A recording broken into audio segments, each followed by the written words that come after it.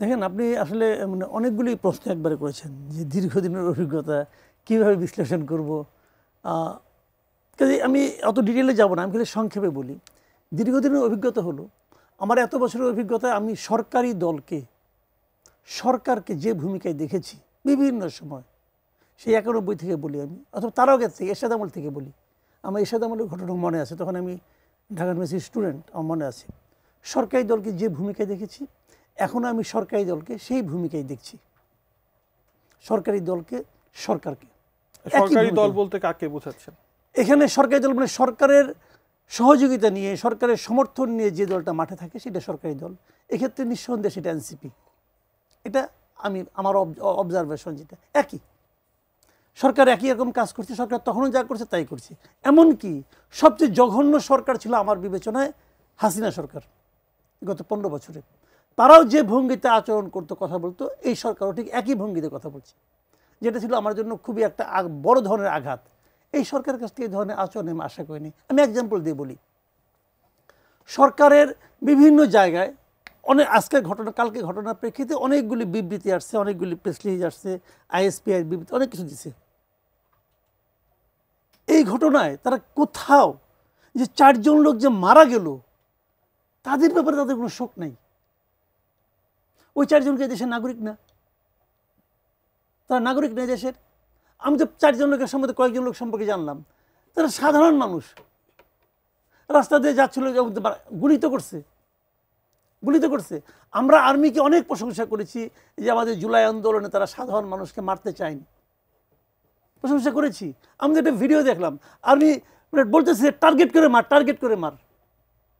শুনলাম তো আমি সেই শব্দ, সেই অডিও তো পাইলাম। এবং তারা যে গুলি করতেছে, সামনে কিন্তু মানুষ দৌড়াচ্ছে, তারা পেছন থেকে গুলি করতেছে। আমরা কি আর্মিকে পেছন থেকে গুলি করার জন্য রাখছি? ওনাদের বেতন তো আমরা দিই রে ভাই। এই ঘটনাকে কেন্দ্র করে আইএসপিআর এর পক্ষ থেকে অবশ্য একটা বিবৃতি দেওয়া হয়েছে। যে বিবৃতি দেখ রে ভাই, যে বিবৃতি দেখ, গুলি করছে এটা অস্বীকার করছে, গুলি তো করছে রে ভাই। এবং তারা তো যে লাঠি সোটা সামনাসামনি আসতো বুঝতাম, তাহলে বুঝতে পারতাম। তো আর্মির কাজটা কি ছিল? এটা কি যুদ্ধ না, তাদের কাজ ছিল ওদের ছত্রভঙ্গ করে দেওয়া। যে ছত্রভঙ্গ হয়ে যাচ্ছে, এখন তাকে পেছন দিয়ে গুলি করতে হবে কেন? পরিস্থিতি নিয়ন্ত্রণের জন্য আপনি গুলির বদলে আসলে ছত্রভঙ্গ করতে ওই মুহূর্তে আর কি কি অপশন তখন ছিল আপনি মনে করছেন? আচ্ছা, অপোজিশনে আর কয়জন হতে হয়েছে আপনি খোঁজ নিয়ে অপোজিশনে? হ্যাঁ, আমি তো গভর্নমেন্টের সবগুলো খুঁজতেছি। অপোজিশনের কাছে আর্মি ছিল, আমি যদি আমি মানি, তাদের আনসার গুলিতে কয়জন লোক আহত হয়েছে, কয়জন লোক নিহত হয়েছে? নিহত হইলেই ভালো হইতো মানে না, আমি ভালো মন্দ কোশ্চেন না, জাস্টিফিকেশনটা কি? না, জাস্টিফিকেশন কোশ্চেন না।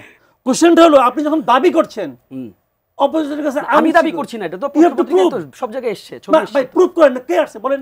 অসংখ্য ছবি এসেছে তো। কি ছবি আসছে? অসংখ্য ছবি এসেছে। ওই ছবি দেখেন, ওই ছবি অনেকে দেখাইছে।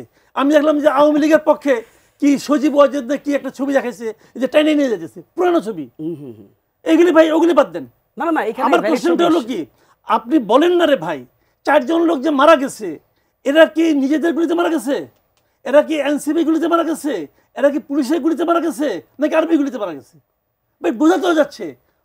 ওই সমস্ত আলাপ করলে আপনার ভাই, আমরা এগুলি বুঝি। কোশ্চেনটা হলো যে আপনারা বলতে পারতেন সবচেয়ে ক্ষতিগ্রস্ত কে হয়েছে এই ঘটনায়? ওই সাধারণ মানুষগুলো। আজকে কারফিউ হচ্ছে, ওখানে আপনি বাড়িতে করতেছেন, মানে তল্লাশি করতেছেন, কয়দিন পরে দেখবেন যে ওই এলাকা পুরুষবিহীন হয়ে।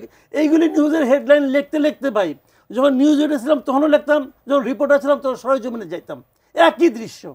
বিএনপি আওয়ামী লীগ আমলে দেখছি বিএনপি লোকরা জঙ্গলে যেয়ে থাকে, চরে যেয়ে থাকতো, একই দৃশ্য আজকে রিপিট হচ্ছে। নো চেঞ্জ, এটাই হচ্ছে এই দেশে। তো আমার কোশ্চেনটা দেখেন, আজকে আমি দেখলাম হাসান আব্দুল্লাহ বলতেছে যে শেখ মুজিবের মাটিতে দাঁড়িয়ে মুজিববাদ মুর্দাবাদ বলে এসেছি। এটা কি সাকসেস? মুজিববাদ কোথায় রে ভাই? মুজিববাদ বলতে কোনো বাদ আছে, এটাই কোথায় দেখেন না আপনি কাগজে কলমে? মাসুদ কামাল, আপনি একেবারে দুধে একজন সাংবাদিক। আমি এই প্রসঙ্গে একটু পরে আসতে যাচ্ছিলাম, কিন্তু এই যে আপনি হাসনাত আব্দুল্লাহর যে বক্তব্য বলছেন, এই ধরনের কথাবার্তা তো অনেকদিন ধরেই হচ্ছে। আমার প্রশ্নটা হলো যে রাজনৈতিক বক্তব্য কি পলিটিক্যালি কারেক্ট হতে হবে? তার কি আমি তা বলছি না। আপনি গোপালগঞ্জের মিটিং, আমি মিটিংয়ে ভিডিও দেখেছি, একদম লাইভ দেখেছি। গোপালগঞ্জে যে মিটিং শেষ হওয়ার পর আপনি যখন বলেন মুজিববাদ মুর্দাবাদ, মাথায় রাখতে হবে এই জায়গায় বঙ্গবন্ধু শেখ মুজিবের জন্ম হয়েছিল। এই প্রজন্মের যারা ওখানে আছে, এই প্রজন্ম না, ওখানে যত জীবিত লোক আছে তারা জন্মের পরের থেকে দেখছে বঙ্গবন্ধু শেখ মুজিব কত বড় একজন নেতা, দেখছে তো। আপনি যখন তার বিরুদ্ধে এভাবে স্লোগান দিচ্ছেন, এটা দিয়ে আপনি কী রাজনৈতিক অর্জনটা আপনার হচ্ছে? আমি যদি বলি দ্যাট ওয়াজ অ্যান ইনভাইটেশন, যে তোমাকে আমি খোঁচাচ্ছি, তুমি আমাকে মারো, আসলে কিভাবে